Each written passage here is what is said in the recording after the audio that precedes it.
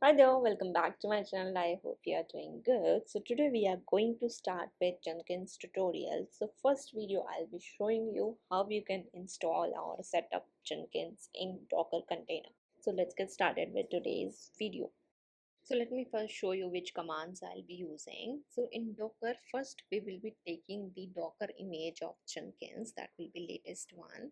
And after that we will be running the Jenkins container. So we will be giving name Jenkins, and port also we will be defining that which port it will run. So 8080 will be like Jenkins UI that will be accessible, and 50,000 is for agents to run and connect. So next is volume. So volume here, where Jenkins home will be your folder where your jobs and everything will be stored, like Jenkins related data. And last is your image name that you have just pulled. So then you can access Jenkins as localhost 8080 port. So now let's get started with these.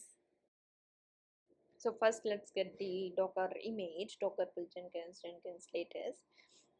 So it will not take much time, it will just hardly take some seconds only. So you can see it's downloading only. So it's almost done only. So yeah, it's done now. So you can check all the containers as of now you have. So I'm writing Docker container ls.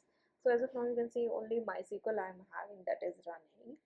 So now let me run the Docker container for Jenkins. So command I have already shown you. So I'll be running that same command here.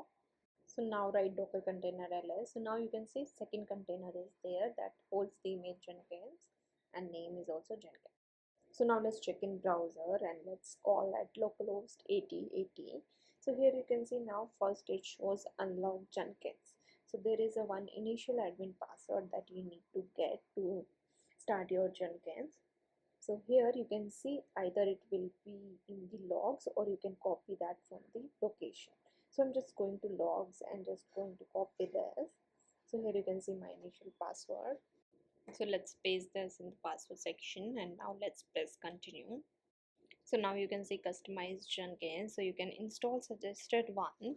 So I'm just going for suggested one only. So here you can see after that it's getting started to install. So it will take some time, I think. So I'll show you once this is completed. So I think it will take 5 to 10 minutes. So now you can see it's almost completed now. Only one is pending, that is bug theme. It's going. So now looks like it's almost complete. So here after that you can say create first admin user.